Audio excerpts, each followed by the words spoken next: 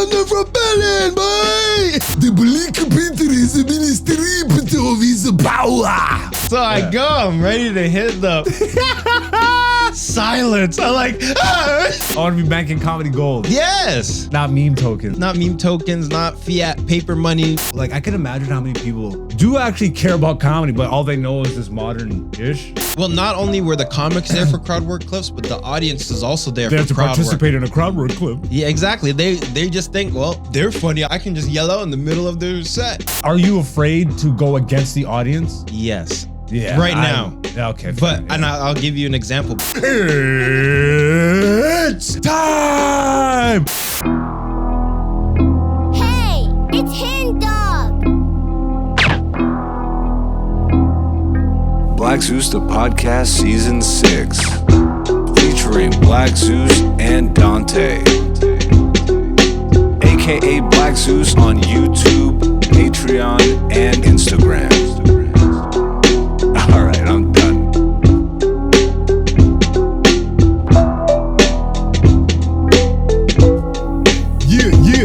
Yeah. What's going on, beautiful people? Welcome back to another episode of Black Zeus, the podcast, season 6, episode 20. I am Black Zeus. You are the beautiful people if you hit that subscribe button. If not, you looking kind of ugly. Niggas looking kind of ugly when they don't hit the subscribe. Nigga, why haven't you hit that subscribe?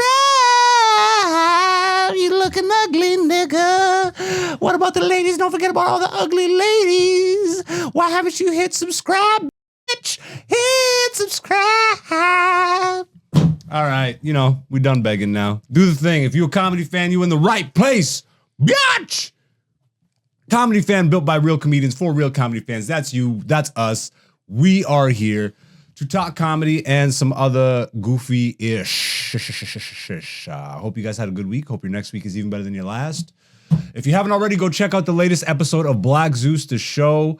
Wrapping up our night at Mandem of Toronto Comedy Jam at The Real Jerk in Toronto. Some great interviews with some great comics and some fun comedy clips. All built into one. Thank you for all the people that have been subscribing, that have been watching, that have been engaging with the channel. We continue to click up. It's a slow grind, but we ain't complaining. We're super stoked. All the people that are here because they want to be, and they're fans of comedy. That's what more could you ask for, baby? We ain't corporate shills. We're not gonna sell you BetterHelp codes. This episode is brought to you by MeUndies. Go and check out MeUndies. Use code Black Zeus. Go f yourself. This ain't sponsored by nobody. Pay us though, please. Somebody pay us to not promote your stuff. Tough ask. Tough ask. But we're here, and we're going to get the show right on the road because we have Nubian show to go to and check out tonight with the illustrious Kenny Robinson and crew in Toronto. You can go check that out the last Sunday of every month. Yuck Yucks Toronto downtown. Anyways, I'm going to bring in the number one producer in the game because I do not do this show alone. I got a homie who helps me week to week, and we break down our weeks in comedy, and we give our takes on comedy take news and news takes. Ladies and gentlemen, this is one of the worst intros I've ever given this man. I got nothing. Dante's in the studio. Boop, boop, boop, boop, boop. You're here. You're not with losing your hair. Breathe it in, boy. That's the sound of rebellion, boy. Yeah. That's my favorite intro. You're here. That's so stupid. Bro, Forrest Whitaker cannot be regular in anything he acts in. I do this joke on stage. I know. But it's a throwaway joke, so I'll just do it on the podcast anyways. But like, you watch Black Panther, obviously. No, I've never seen it. Have you ever met an African that talks like Forrest Whitaker? No. Yeah, I'm African, bro. I've none of my uncles talk like this. None of my dad doesn't talk like that. Nobody I know. If you've seen Black Panther, you know what I'm talking about. Forrest Whitaker. The Black Panther is a ministry of his power. What the f? It is kind of close to like a South African, because it's also, keep in mind. Stop that. What? South Africa. I know what you. That's a spot on South African depression. That's pretty good, but it doesn't. I know, but I think there's a little bit of tinge of the Afrikaans in there. There's a tinge, yeah. There's a tinge. A tinge. And then also, keep in mind, Wakanda's not a real place. So you got to come up with something. Forrest Whitaker. Oh, my God. That eye has been around the block. Forrest Whitaker eye. Crazy. FWE? I don't know. I'm reaching now. I'm just. How you living, bro? Less than highly favored. I know what you've been up to. What have I been up to? Life's good? Life is good. Life's been busy. Yeah? Yeah. Comedy stuffs? Comedy stuff. Well, then let's get right on into it, ladies and gentlemen. The whole reason for this podcast. Comedy recaps. Ladies and gentlemen, every week, Dante and myself break down what we've been up to in the world of comedy. I am 14 years in. He is 3. And, different places. And we just break it down so you guys can kind of get an authentic, real look at what it is to be a comedian. Could I sound more douchey? Could I sound more pretentious? I could, but I won't. So we'll start with you this week. Mm-hmm. What you get up to in the week of comedy or in the world of comedy? Oof. I would say one of the harder weeks this week in comedy for me. Harder? Yeah. How do you mean harder? I realize I'm lacking in a particular skill. Okay. But it's good because that's the point. You have to find out these boundaries and where it's hard so you know where to work on. Hell yeah, brother. Right? So I did a show last Saturday after we recorded. Okay. We did Free Times with Bong Young. Yeah. And then this Bong Young Kim. Salute to Bong Young Kim. Making me want to make content, this son of a bitch. He's making some really fun content with the comedians in Toronto. And then on Friday, I did another show at Free Times. I did 2 open mics, which, they're open mics. But these are real shows. Yeah. Let's go, bro. This episode sucks. I'm going to do that so much. But one thing I realized is I don't have the tools yet because I didn't I know I needed them, but I never really needed them. But I don't have a shovel yet to dig myself out of a hole. How are you even digging yourself in a hole if you don't have a shovel? You have a shovel, but you don't know. I don't. I gotta dig myself. You know the saying. I know what you're trying to do. I don't have the tool, so whatever tool. Well, the dog will get the doggle. The shovel gets you in the hole. You need a rope. Yeah. What you need to do is friggin' put a peg in the ground up at the top, and then throw the rope down in. Yeah. So then what happens when you run out of rope and you? Yeah. Well, either way, this is stupid. So when the energy goes down, yes, all I have is my material. And you're not really a high energy guy. I'm working on it. Are you trying to be? I'm trying to. This energy that I have now, is what you're trying to bring to the stage. I'm trying to bring that to the stage. Okay. So if the energy in the shows goes down, a few jokes don't hit. I know what you're saying. I don't have I can't just veer the path and be da da da da da, and then kind of bring the energy back up. Now let me ask you this then: what's your plan of attack for injecting your stand-up sets with more energy? Do you feel like you're like this outside of podcasts also? Yeah. So then, okay, how do you bridge that gap in your mind? Obviously, it'll take work. Saying it is easier than doing it. But. Yeah. So I'm becoming more comfortable on stage, right? So the more comfortable I am on stage, the more of myself is going to just shine through. Does that make sense? Yeah, obviously, yeah. So one is just to get more comfortable on stage. The only way to get more comfortable on stage is to be on stage. So that's one thing. But then also forcing myself to veer the path a little bit here and there. Get uncomfortable. Yeah, throw a riff and da-da-da-da-da, and then try and get back into my material. Correct. Right? So this week I had 2 shows at Free Times. Yeah. The second one, the one I did out of Boston Friends, shout out to a boss. Salutes to our friend, the Boss Wahab. I was sweating, bruh. And I had no tools. I just had my material. I just plowed through. I'm sad I missed it. Because for sure I would have been laughing in the back of the room. Well, so you remember what happened at Bong Young's where I my last joke didn't And I hit. did that exact thing. I started laughing. I had to run out the room. Oh, it's my favorite thing to see my friends just struggle. Usually garbage bags hits really well. That's your best joke. That's a banger. That's a banger. That's a banger. So I go, I'm ready to hit the silence. I didn't know. And you didn't close on it too, wasn't I that the did. thing? No, Oh, you I did? do close on it. But that made you. Is that where we had the conversation? You're like, I kept going. That was at the first one because you were there. Yeah. But then we spoke after the show. But I mean, just on the one I did on Friday because I was on the early show. Yeah. Right. So the energy had been I started off really nice because my opening joke is pretty good. So people are laughing.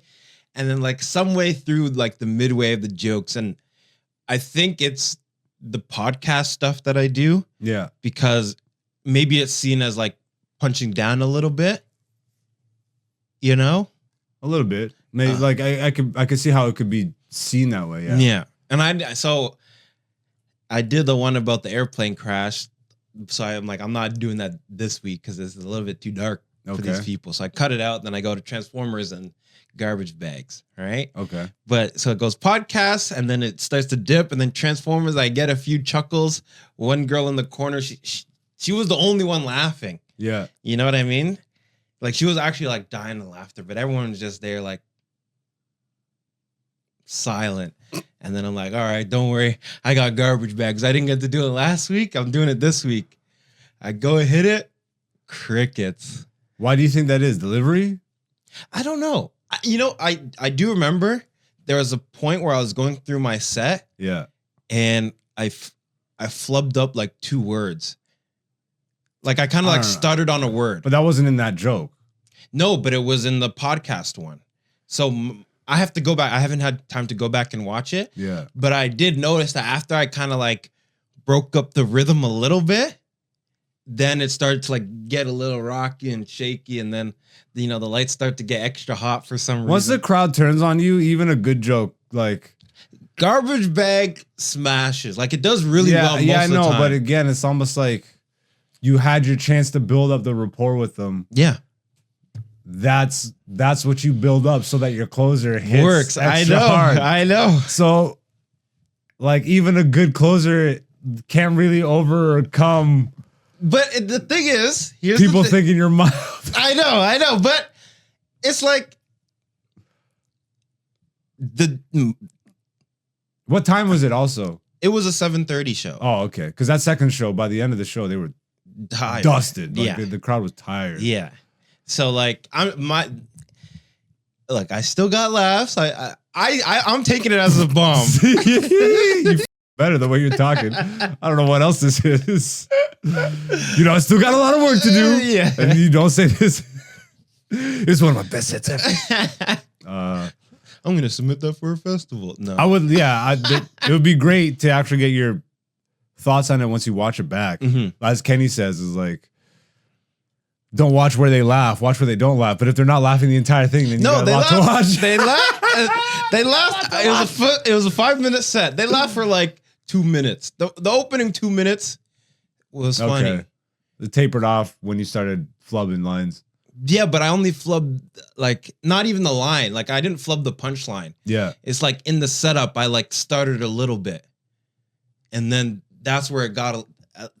From what I remember, I could be wrong, but from what I remember, I flubbed 2 syllables. I was and then I went back into it. Right, but maybe I didn't address it. I said, I don't have the tools to that up, but I'm just talking to some random person in the crowd. Fair enough. Those are the major shows you did? Yes. It's funny, both of them are free times. Yeah. You went from I think the last few major shows I did, I bounced from Bong Young show to Bong Young show to Boss's show at free times.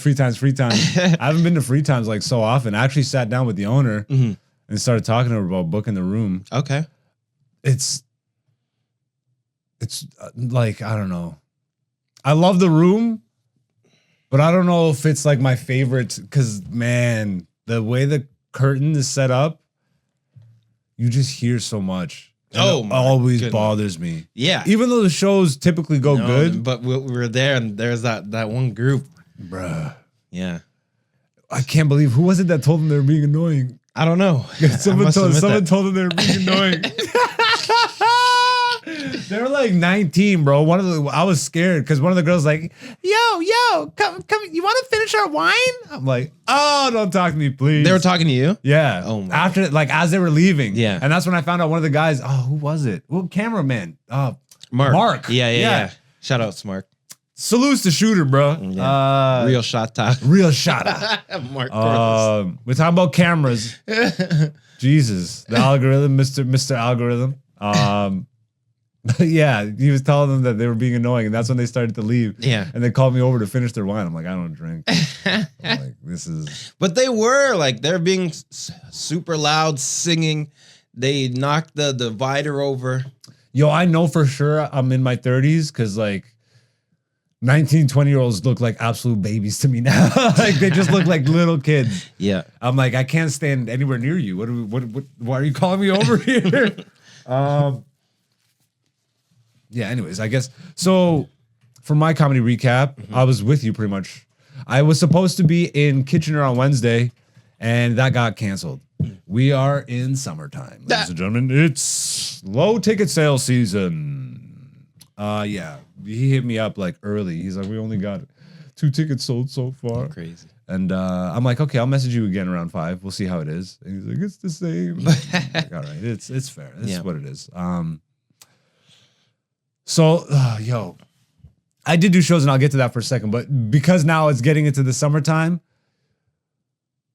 I feel like this is kind of contributing to why I'm really reapproaching my thoughts on content creation. I'm never gonna go against my inhibitions. Like all these. Imagine I just became a hypocrite, and all of a sudden I put on a wig and started friggin' like none of that. Still to this day doesn't interest me. But like we brought up earlier, Bong Young Kim, who's doing some really fun stuff, making this series of sketches, and he's really like his channel, or I guess his IG, is starting to really pick up. Yep. And he's doing it all with comedians, and all like it's just absurdly him, you know. And I still, in my heart of hearts, do not care to contribute to the world of comedy in sketch tokens, in meme tokens. I want to contribute. I want to contribute like real joke dollars, not meme tokens. No. You don't use dollars. Come on. That's a fiat currency, brother. That's a fiat currency. It is. But you know what I'm trying to say. I'm making an analogy. But say it right, because now you're gonna say what? Crypto? Like what? No. What are you trying to get me to say? The real jokes is the precious metals. The gold? The precious gold. metals. I want to be banking comedy gold. Yes. Not meme tokens. Not meme tokens, not fiat paper money, which is also meme. Can you write down comedy gold versus meme tokens? That might be the episode title right there. Because I still don't care. None of my creative mind and none of my heart say go down that route. But the more I think, the more like I meditate on this shit, the more I, pontificate, nigga. I do like sketches. Yeah. I find them funny. I enjoyed creating them when I was in a sketch troupe when I first started comedy like 14 years ago. It's just because the route that's all taken, I'm like, this doesn't interest me. But I am being like, you know what? There are a lot of ideas I've had kicking around. Me and you have just been talking like, yo, we should do this and we should do that. I'm feeling more okay about even just approaching that. I'm getting over, like I have to go back to what. Breathe that in, you smell that, boy. That in the memes. I don't like. I guess technically they would be considered memes, but if we're gonna make memes, we're gonna make memes how we talk. Yeah. we're gonna make memes making fun of memes and memers. I don't even want to say we're gonna make memes. Like that sickens me to my core. But that's what they are. But like, yeah, I'm just becoming more open to getting back to that and finding my place in it. Even with podcasting, like there was a time there where I'm like, F this podcast. Like, I'm a comedian. I don't like the first like season 4 and season 5 when we were working on it. Yeah, you're like this podcast a lot. But now again, but do you see what happened though? And it is, I cannot front, and this is gonna inflate your ego, and I'm pissed. But adding you was a huge contributing. I can see it in your, I can see it in your eyes. Hey yo. Next time we're on a podcast and this guy's like, and it's all because of me, I'm gonna punch myself. No, but you know, nah, you're a big part of it. I'm the secret recipe. I hate this nigga. I hate this. But yeah, you helped me like out. and also really defining what I want this channel and podcast to be has made a clear difference. Clear difference. I still to this day, just for fun, will scroll down the channel on the YouTube channel and just like look at the evolutionary chart of it. And just remember, I'm like, this is how I felt at this moment. And you could see it, you could see the thumbnails. You could see when I'm like, okay, I care a little more. And then the thumbnails, I started to put a little more effort in. Because now it like really is displaying what I care about. This is a purely like comedy channel, comedy podcast. Our show is comedy and it's picking up. Like, bro, that warms my heart. Like to know that, because I get that we're nobodies in the grand scheme of things. Like it's really hard, and I like I'm not naive about shit, you know. Like I know how I use social media, so I imagine anybody scrolling past our channel is doing the same thing. Who are these bums? Who are these niggas? Who are these niggas with 1,000 subs, like, you know, and a couple hundred views here, a couple thousand views here? It's like, but then eventually that all, which is happening real time. We're watching it happen real time. Everything is just slowly clicking up, more engagement, more views, and it's all on the comedy stuff. So I'm now that is kind of more solidified, I'm becoming more okay with, okay, like let me get back to, I like sketches, so let's put that focus now that I don't have to think about what is the podcast and what's the future of this. It's like everything is just comedy focused and our voice is now solidified. So how do we just plug other things in using our voice? So like that, I'm excited for. To get back to the comedy shows, because this all is like, what the heck? But salutes to Bong Young Kim, man, because honestly, just like making that one sketch with him kind of reignited. I'm like, oh, you know what? Like, there's an aspect of this that I f with, even though I don't necessarily care to produce what most are. But that's, well, obviously, but that's what it is. And then Abbas and Friends. On the Saturday with you, Friday, yeah, that was Friday. That was fun. It was work. It was absolutely work. I went second last on the 10 o'clock show, and by the time I went up, it was almost midnight. I think it was midnight. It was late. It was late. It was like 11:50. Yeah. By the time I either got up or I just got off just after 11:50, somewhere around there. And I could tell, like, it's tough. Like, I guess just having the time in lets me know, like, you know, there's like markers and I recognize it's already going in. I could see that they were tired, which made me like turn up my energy a little bit. And I'm glad I got the responses I did because like, and I actually had a great set. Like I make it sound like I didn't, but I had a great set, but I know that all of those things could have been turned up a little more. There was definitely not a flub. Wasn't my closer? One of the jokes, the wording just wasn't all the way there and it didn't land. Bro, there's such a nuance to this stuff. Like, literally all it takes is 1 to 2 words to mess up the entire flow. It's like, you know, like how they're like, oh, if there's an asteroid coming, we just have to nudge the asteroid. And it'll like miss the earth. Poke it and just poke it. So like you say one word wrong or whatever. Yeah. The joke completely goes a completely different direction. It's nut bar. I'm surprised Bong Young can even do stand up. It's Psy Kit that I'm. Yo, I'm telling you, bro. Like, Psy heavily underrated. I think. I remember just giving him a compliment one time. I'm like, yo, he's one of my favorite comics in the city, and someone's just like, I'm like, bruh, how can you hate on such? I don't know, but we have a history though. Psy has a history in the scene. We talk about it all the time. It's like, I think people still see me from back then, and they still view me like that guy. But I'm not that guy. But it's like, I love Psy. And Bong Young. Shout out to the Asians crushing it. Kansei Yasuda. Yeah. Toronto's got some funny Asians right now, man. Yeah. That's a weird statement to make. We're gonna wrap up comedy recap on that note. Type in funny Asians. I'm joking. That's not that. We're gonna move right along to another segment that we absolutely love here, and sometimes you love it, and sometimes you hate it, ladies and gentlemen. In these Comedy Skreets. Week to week, Dante and myself find something interesting in the world of comedy that's being discussed either on Reddit, on Facebook, Twitter, in general online.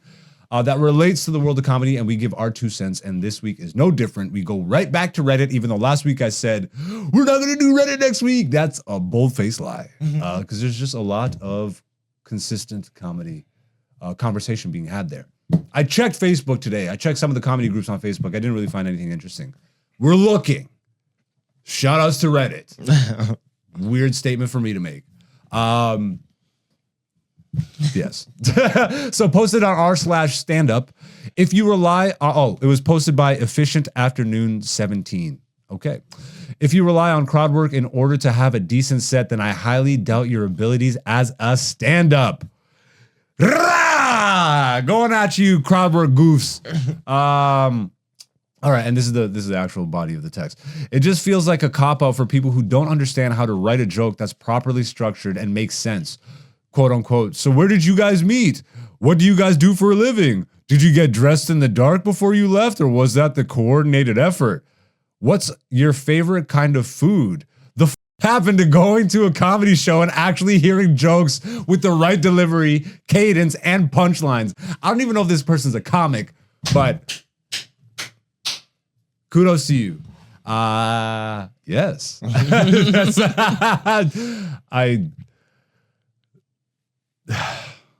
Before I go on my rant about this, let's start with Dante and his nice, calm, delivered approach.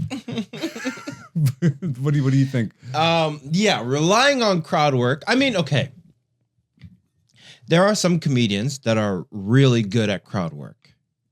Yeah, we brought this up before. There are crowd work comedians. There are crowd work comedians. But I still do think even with crowd work comedians, a lot of that stuff is like pre-written, Sometimes, like, I'm not saying they're like planted audience members. Yeah. But it's like, what jokes you have in the bag for certain situations. Yeah, or you should at least have jokes in a bag. But I'm saying crowd work jokes. Like, because people think, it's just off the cuff. easy. Yeah, you have you got your quick draws, I do have my favorites. Yeah. But you know what's funny that you say that? I don't think I've done any of them in a long time.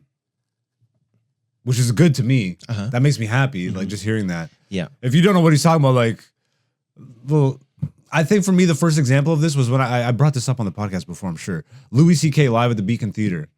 And he did a riff. He did what seemed like a riff. And it wasn't until I started doing comedy that I really clued in. I'm like, not all of that was planned. And it all just felt so conversational. Yeah. Like, so he had that little riff in the bag. Yeah. But yeah, continue. So, I mean, that's fine. But I also do believe you gotta have jokes. Yes, that's the name of the day. You gotta have jokes, and you gotta be able to have good delivery. You gotta have the cadence. You gotta have punchlines. Who are these punchlines? Who are these punchlines? So I agree. Like, especially if you're new, and then you're like, I can do 30 minutes, but then like 20 minutes of that is just crowd work and wasting everybody's time. That doesn't help anybody. Okay, but let me play devil's advocate here, because not that you say that directly, but sometimes you give off that energy. Who, me? Yeah. Sometimes that energy, not that you like, you've never, you you definitely know how much time you got because you talk about it all the time. You're like, I only got this and I'm working on doing like a 10. Mm-hmm. But what I mean is sometimes, at least to me, you sound like you think you're further than you are. Me? Yeah. I don't okay. How and just in terms in of what way? I'm still at 5 minutes. I'm still tightening up my 5. I know, but I'm not saying it in terms of like you're very aware of how much time you can do. But it's just the way and the reason I don't bring it up is because I know what, like, you should feel this way about yourself and you should gas yourself up. But I almost wonder at times, I'm like, are you doing yourself a disservice by making yourself think you're ahead or better than where you are? Oh, okay. You know what I mean? Yeah, I'm overestimating my skill level. But I also know you get like, and everybody gasses themselves up. You know what I'm saying? Like, I'm sure to anybody, I'm not as funny as I claim to be. I do feel I do overgas myself as like a goof a lot of the time. Yeah, see, I feel like it's a personality trait. That's why I never be like. But like, I also know, like I said, I didn't even have tools to do the work. When you say shows work, I'm like, I don't even have my shovel to dig. Like, so like, I know, like I've been focusing on writing jokes. Yeah. Right. And practicing those jokes, but I'm still working on them. So like, I'm not going to rely on crowd work at this point in stand-up because I want to still work on jokes. Yes. But to that same point, like I said, when I do a proper show and now I can't really interact with the crowd because I'm not comfortable with doing that. Yeah. That is a skill that now I know is at like 0. You know, I gotta put some skill points into talking to the crowd and, you know, connecting with them a little bit more. It's definitely worse now. I don't even want to just say because of like social media, but clearly like that's the number one thing. It's like the crowd work clips that started blowing up for comics. Mm-hmm. And then it just got so oversaturated that I think we're at the opposite end now. You're seeing less crowd work clips. At least I am. My algorithm's not feeding them to me as much. Bless your algorithm. I'm on comedy pages though, and I see more joke clips now than I do crowd work clips. That's fair. Which I'm happy about personally.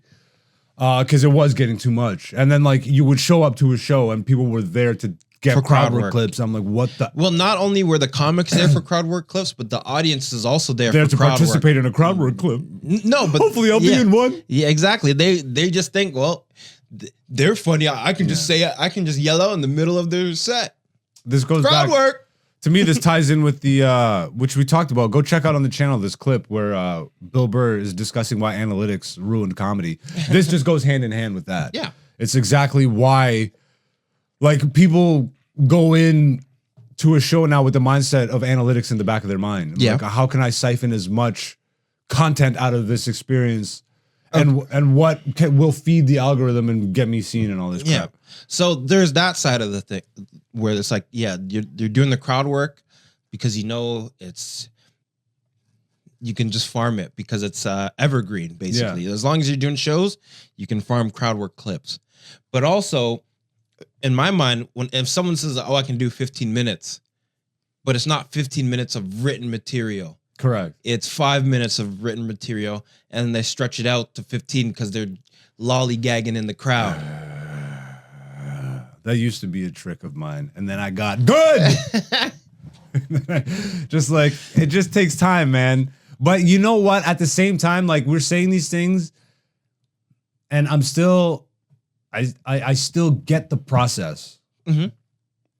So I didn't come up this day. I started 14 years ago where we weren't worried about these things when I started. Yeah. It started becoming prevalent as I was already established, yeah. at least in my scene, not in the world, but in my scene. And I had a better understanding of my voice and comedy and all that stuff. I do feel for a person getting into it now, especially if they have like the love of like pure comedy in their heart, but they don't really know. Like, I can imagine how many people do actually care about comedy, but all they know is this modern-ish. Like the modern approach to it? I would say it depends how old they are. Because like... Well, but no. Because if you're... that's a factor. Yeah. But the game is the game and it's run by who's in it. So once you get in it, if... Like everything's YN shit now. Like it's like YN all... Shit. It's like... This is YN comedy. Yeah. Everything's just like... It's all for socials and shit. Yeah. Like it's not for the stage really. It's for the internet audience. Yeah, but so that's also why, I mean, because if you have a love the game of comedy, I would assume you probably watch comedy specials and stuff from the past. Of course. Right? But if you're a younger person, you know, you're 13, 14, 15 and you've been on social media since you're a kid. Yeah. You know, that's all you've seen, that's all you think stand-up comedy is, then that's how you're going to have a love of the game, but the love of the game that you've seen is stand-up and crowd work clips. Yeah. You know? At the end of the day, I really do agree with this. Like, if you rely on crowd work in order to have a decent set, then I highly doubt your abilities as a stand-up. There are exceptions to the rule, absolutely. There are comics who literally their whole thing is I only do crowd work, and I know some monsters on the stage that do that. There's a few of them. Yeah. Not a lot of them. And yeah, I feel like even most of these crowd work clips are being posted by people who want to like be known for comedy, but they're posting the crowd work clips because they know that that's what will boost their engagement or. But then you're known for whatever. crowd work, and then you're stuck in this loop of now I'm at a show. I don't even think you get known for that. Maybe, I guess, maybe. I feel like it's harder to because everybody's posting it. How do you stand out when everybody's doing it? There'll be a few. Yeah, but the ones that go ballistic, right? And then they're just the crowd work guys. And then they're a crowd work guy, and now everyone that comes to your show is just yelling out random stuff in the middle of your set. Yeah. Let's read some of these comments before we bounce out of this. What's the timing on the episode? 30. Okay. 6. I will talk to the crowd, but it is usually a question and that it doesn't matter their response that leads to my next joke. Crowd work is its own skill, is what you meant to type, is its own skill, but I think it has gotten a lot more attention lately with the short clips in social media. Bingo. Go ahead. It definitely takes skill to do crowd work, but if your entire set hinges on it, then yeah, I agree. Not interested. I've seen comedians use crowd work creatively too. Like once a guy's set wasn't doing too well, he wasn't necessarily bombing, but people just didn't seem into it or focused and having side combos. He did a bit of crowd work to get the focus back on him, then finish his set. That was that's the kind of skill that I was talking about. Yeah, that's a skill. You know, like I need to go like, hey, eyes up here, you know, or whatever, and just be comfortable calling people out. Yeah, which it sounds easier than it is. Oh, it's freaky. Like for me, it's easy because I've always been a bombastic person. But like, easy to do it, hard to actually get the nuance of it. Yeah, it was easy for me to just like, hey, but it was awkward when I first started. Yeah, you know what I mean? But do you feel like it's at least easy for you to just try it, or is there some social awkwardness there? Okay, I'll give you an example. Like, are you afraid to go against the audience? Yes. Yeah. Right now. Yeah. Okay. But and I'll give you an example because one of the more recent sets at CFTA, there's a whole conversation going on in the back, and they're like loud, right? Yeah. And I didn't call them out. I gave them the teachers. I'll wait till you guys stop. Oh, boo. I know. Boo, that's big energy. But no, I didn't even say that. Like I did my jokes, and then like everyone's like, yeah, that's like teacher quiet. energy. Yeah. Because I'm like a non-confrontational guy. Yeah. You know? But so they're just I can't wait to see that happen. Because you're a non-confrontational guy, so you just like try and flex. What, nigga? Yeah, that's so funny. Right? But you know, with time, I'll get more comfortable on stage, and then I'll be like, I did this at a Bossa show. One of my jokes kind of went south, like a joke that always works. And I love this now. When a crowd goes, like, why would you say that? Yeah. I just go right at him. I'm like, unclench your assholes. Yeah, I heard you. I literally heard you yelling that. I'm like, what's wrong with you? I start scolding them because I know this works. Yeah. My favorite thing now, too, is I egg them on. I'm like, bruh, I sit down and I say, if you want me to bomb, I've been doing this for 14 years. I can do that very well. Yeah. Most of the times that works. Yeah. Because, like, it's confidence. Yeah. You know, like, people read that. Man, but these are all nuances that I've learned over time. You know what I mean? It's just over time. Yep. But ultimately, bro, it's the same reason that people online can get into the Super Bowl without a ticket. You can get anywhere with confidence. You walk into a place like you're supposed to be there. You act like you're supposed to be there. You say it like you mean it. Yep. Like it can't. Patrice, always go back to Patrice for knowledge, man. But like he had this great example of using the word bitch. Yeah. You have to have the right energy. You have to have. I could call a woman a bitch and it'll be great. Like, but we just keep going and she starts laughing and all that stuff. If I'm like, yo, bitch, what's up? But if I'm like, yo, bitch, like if you approach it the wrong, mother, what the, you know, and you deserve that. Yep. Because it's all about the approach. Yep. And that just is a nuance, man. It's you just got to do it to figure it out. And I love that. Yep. I love the fact that I have. It's not even a matter of earned because the audience doesn't know. No, they don't know. No, but what I'm saying is the audience doesn't know how good you are. Only you do. Once you start really believing in the ability. Yeah. It's like a boost and like without ego. Yeah. You know what I mean? I know what I'm capable of. So I'm really like, I'm not at the point now where I start scolding a crowd. It's not because I'm bombing. I'm like, bruh, pick it up. Yeah. You guys are, what's going on here? Yeah. And I figured out how to get them to understand that. Exactly. Without being like, because I used to be like, what the is wrong? Like, yeah. And then you just lose the crowd. And they're like, okay, well, you were funny, but you're an asshole. Yeah, you know? exactly. Like, I love this. I love comedy so much. All right, that's gonna be it for Indies Comedy Skreets, ladies and gentlemen. Go check out the other ones on the channel. We have some really fun conversations week to week about this. We are gonna wrap up this episode, ladies and gentlemen, with oh shit, nigga, you're gonna have to click reject for me. Get the clean. Yeah, no, click reject, you bitch, nigga. Ah! What did I do? What did I do? I said click reject. You did everything but that. I clicked the X, reject. Is that reject? There was no reject. Anyways, this is more of my OCD right now. Ladies and gentlemen,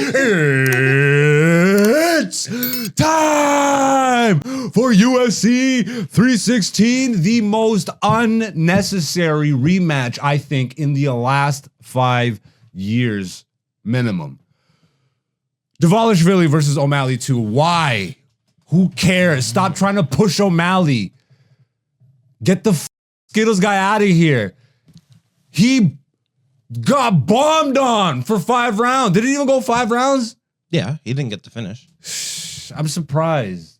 He played with him like cat food. Yeah, but what about Rob this? is not a finisher guy. Okay, but that doesn't matter. Like, there's no part of that performance that says I need to see this again or he deserves a rematch. I agree. Get this stupid. I can't even stand looking at him. He looks like a turd. I can't stand O'Malley. What a loser. He's a good fighter though. Why are they doing this? I care too much. This means nothing. You want to know why? Why? Too many wrestlers, brother. Too many wrestlers as champion. So put somebody else. Dude, he stomped him out. Yeah, but all the wrestlers He literally was playing with him. Yeah.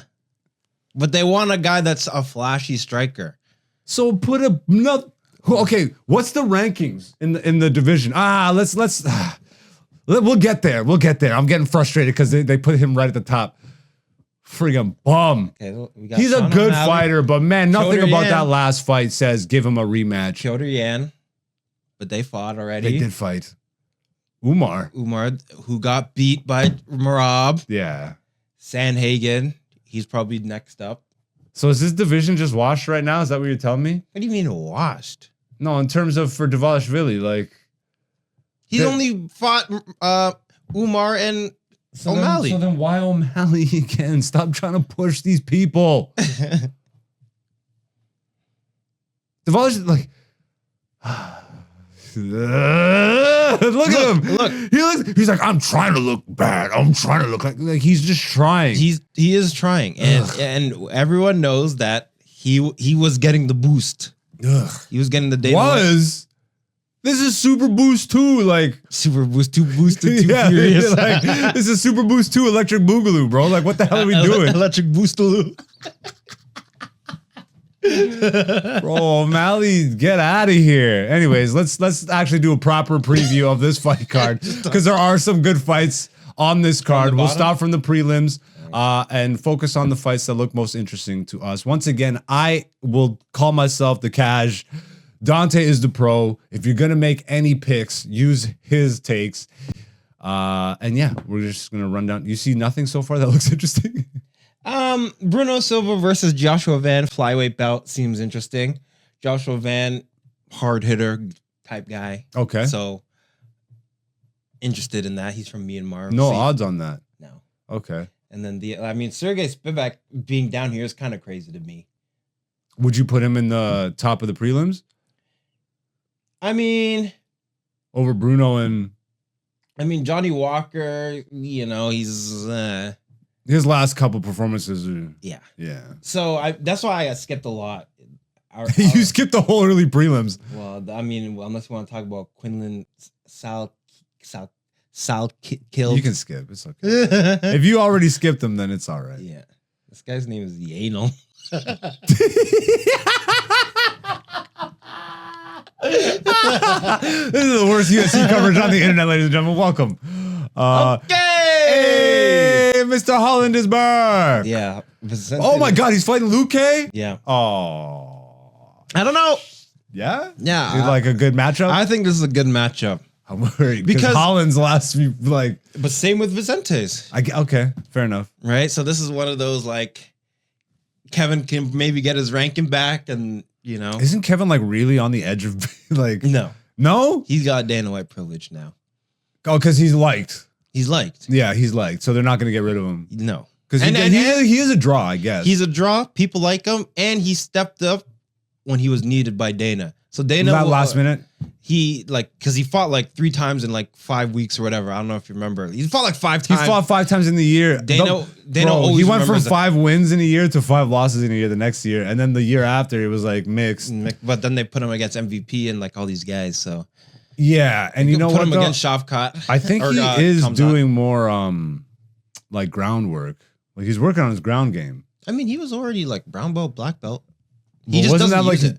I guess, but wasn't that like his biggest plot hole? Like Plot hole. yeah, plot armor. No. It wasn't his strength. Like, Yeah. honestly, I would say he's pretty well-rounded. So who do you got out of this? Vicente Luque or Kevin Holland? I'm going to go with Kevin Holland on this one. Okay, it'll be a fun fight to listen to. Mario Batista versus Patchy Mix. Patchy Mix. They don't even have a photo for this No, guy. because he's a Bellator champion. Oh, okay.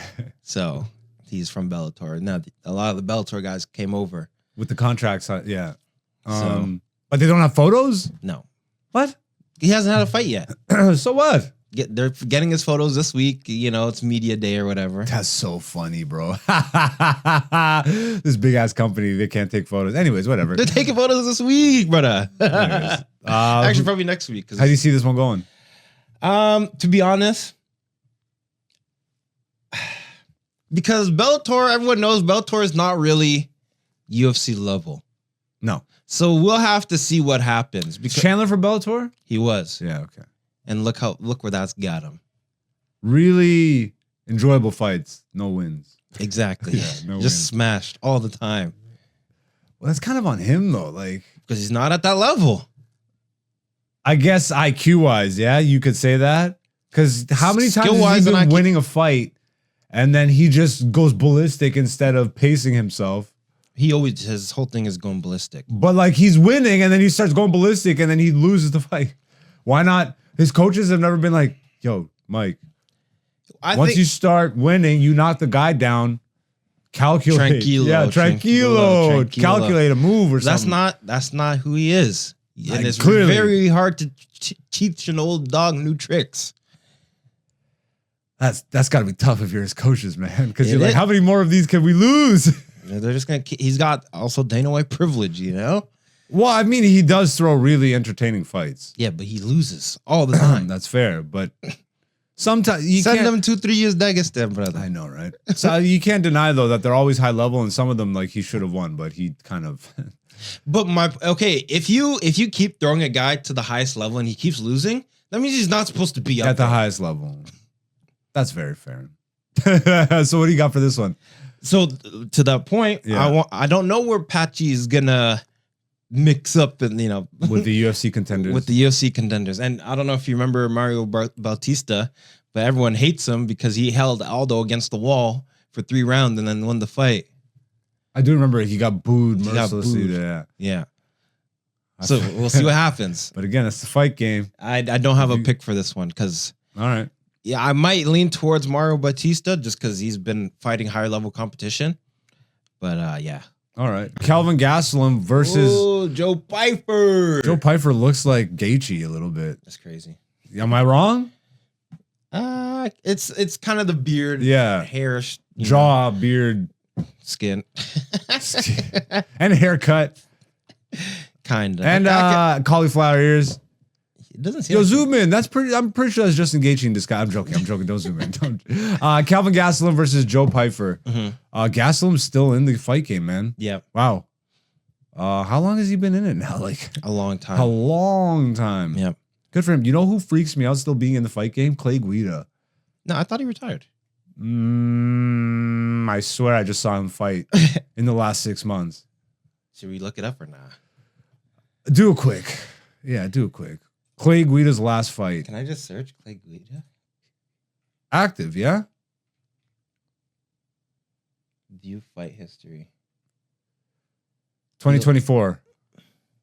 December. Chase Hooper. So yeah. Yeah, I saw him fight the last 6 months. I knew it. Yeah. He lost, but he lost his last 3. Yeah. He fought Holtzman. But the fact that he's still around. Yeah. It kind of breaks my heart then to know what happened to Diego. Yeah. Because Diego was such a high level fighter, man. He was. And that coach just. I don't know what he did. He took him to the man, I feel bad because Diego was one of my favorites, bro. Like when he was in his prime, and I feel like he got robbed of his prime. He definitely did. And Clay's still active. I know he's not winning, but he's active. He's active. Damn. Shout out Diego, man, wherever you are, bro. I hope you're doing all right. Shout out Clay Guida. Yeah. Man, I still go back and watch that fight. I think I bring this up every once in a while. I still go back and watch their Ultimate Fighter. Yeah. Anyways, so yeah, who you got against? I want to see Gastelum win. You want to see him win, but do you see it? I think he's a higher level than Joe Pyfer. However, Joe Pyfer is a lot younger. Yeah, but okay, what's the reach and all that stuff? Height 6'2" versus 5'9". But Gastelum's reach, always 75 inches. I mean, he's always fighting guys that are taller than him. Like he's always been the short, stocky true. guy. He's a short stocky. Like guy. he gave Adesanya one of his hardest fights. Put respect on Gastelum's name. I'm not disrespecting him in any way. I'm just for the casuals. For the casual, I mean, I am the casual. Here. So do you have it? Did you pick? You said Gastelum. I'm picking Gastelum, but I wouldn't be surprised if Joe wins because he's just younger. All right. Yes. What's next up on the fight card? Juliana Pena throwing her title up against Kayla Harrison. Yo, these odds are crazy. Yeah. Yo, when's the last time we saw odds? Like, probably anytime Shevchenko used to fight. Plus 470 to minus 650. Probably the last Kayla Harrison fight. Maybe, yeah. What do you got in this? Ooh, this one's hard. I don't know the bantamweight division too well. Well, you know who Kayla Harrison is. Like, I know who they are. I just couldn't tell you where they stack up. Well, is that sexist? I don't know how it would be, but this one's hard to pick because Kayla Harrison, I think she's like gold medal judo. Yeah, but really real bad man. Really rudimentary striker. Okay. And Juliana Pena, decent striker. Well-rounded, though. Well-rounded. And she wrestles. But I don't think it's wise to try and wrestle with Kayla Harrison. But she's better on the feet. Juliana Pena is better on the feet for sure. So you think she just tries to keep it on the feet? She definitely is going to try to. But I think Kayla Harrison is just going to walk him down. You think she's got a good takedown defense, Juliana? I would imagine so. Wrestling background, yeah. I think Kayla Harrison has better takedowns than her takedown defense. Ooh. Ooh. Doesn't matter if you don't want to go down. You're taken down. You're getting taken down. So who you got? You got Juliana retaining or? Ooh, this one's hard. This one's hard. I don't have a definitive pick on this one. Because Kayla Harrison's PFL.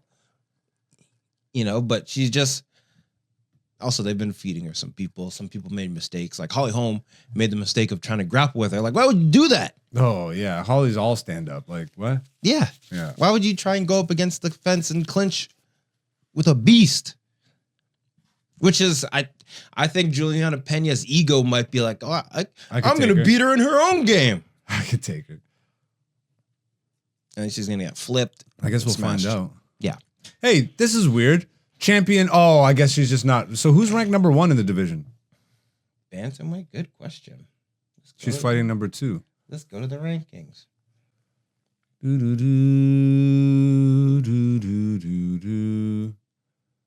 Raquel Pennington. Oh, Pennington. Okay. Yeah. Okay. So wait, who'd you pick? I didn't make a pick for this one. It's hard. Like, pretty even, huh? Yeah. It's just because like Kayla doesn't have striking. Okay. But she's just gonna push her up against, like, she's just gonna charge. If Juliana Pena can stick the jab and get on the bike and circle out and just pick from the outside, like how she was picked. Remember when she picked apart Amanda Nunes? It just was like sticking with a jab, and I was freaking out. Okay. Yeah. If she does that, she could win. If you all right, so you don't have a pick. I don't have a pick. All right, this one's hard to pick. Let's get to this friggin' stupid Skittles bastard. Murad Dvalishvili versus friggin' loser. Can you tell I don't like him? Whatever. My opinion is just my opinion. He's a good fighter. Great fighter. Don't need this fight. Get the F out of here. Your personality doesn't mean shit to me. I'm not Dana White. I don't care. Did you see what his coach said about the last fight? If you even try and tell me he said it was a fluke or some shit. No, he said that because they're fighting in the sphere. So the coach is like, yeah, the graphics on the sphere were distracting a little bit. So if it wasn't the sphere, maybe he would have been able to win. No! No! I will eat my hat if I hope I don't have to, but like, damn, Murad better. I don't know if you saw him. Rob broke his toe recently. Don't tell me that. It's a toe at least, but it's. Oh no. Oh no. Am I gonna have to come back on the podcast next week and eat a hat? Sugar Sean O'Malley, #1 champion in the world. All the guys that they try and push just don't care. Bo Nickel, don't care. O'Malley, don't care. Who else? Who else? Joe Piper was one of those guys. You see where that ended up. What's this division? Bantamweight? We already looked at it. Never mind. We already did this at the beginning. Did we? Yeah, we did. Oh yeah, we did. We did. Anyways, who you got in this fight? Do I even have to ask you? I got Shaw. No, I'm joking. Do you see it at least going all 5 again? Because I know he's not a finisher, right? Yeah, it's gonna go the exact same way. The exact same way? Yes. You think there's anything O'Malley could do? Like, what did he need to have practiced, studied, learned? Cardio. Yeah. Yeah, I'm trying to at least play devil's advocate here and find ways that O'Malley could win, but I just don't see it. Look, he can get caught. Of course. He can get caught. And that's what Dana's hoping, he's prayed for this. Oh my God. If that happened, then they would have to run it back. Oh my God. No, Dana's not going to give him rubber. Oh no. And we're going to move on from this. This is not a trilogy. Sean O'Malley's fighting number 8th ranked, number 15 ranked. No, I think because then I think they'll probably give him Piotr Jan. I'm pretty sure they fought. Bro. You don't like Piotr Jan? If O'Malley wins and this doesn't get ran back, yeah. Dana, bro. Bruh. What are you, bruh? Go back to boxing. Go back to boxing. Go It's back to crazy. boxing. Go back to power slap. Yeah, Marab all the way, bro. Let's hope. Oh, man. Look, O'Malley. It's a fighter, a puncher's chance, bro. You always got a puncher's chance. That's I why, know, but- as much shit that I talk, I will never be here and be like, O'Malley's not a good fighter. He's a good fighter. Yeah. Anyways, that's gonna wrap it up for this week's podcast and the UFC Fight Talk, ladies and gentlemen. I hope you guys enjoy UFC 316, and I'm sure you're all buying it.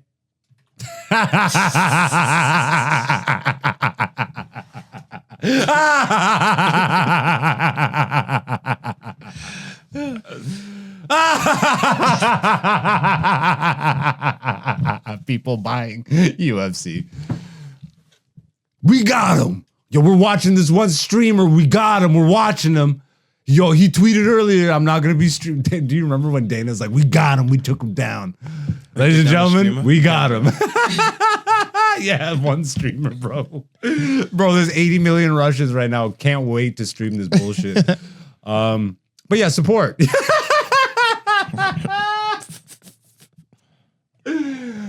Let's wrap up this damn episode. Before we get out of here, you got any final words for the people? Breathe it in, boy! You're here! You're here! You smell that? That's the rebellion! Breathe it in! Where can people find you online? You can find me online at Shea Dante. ChezzDante.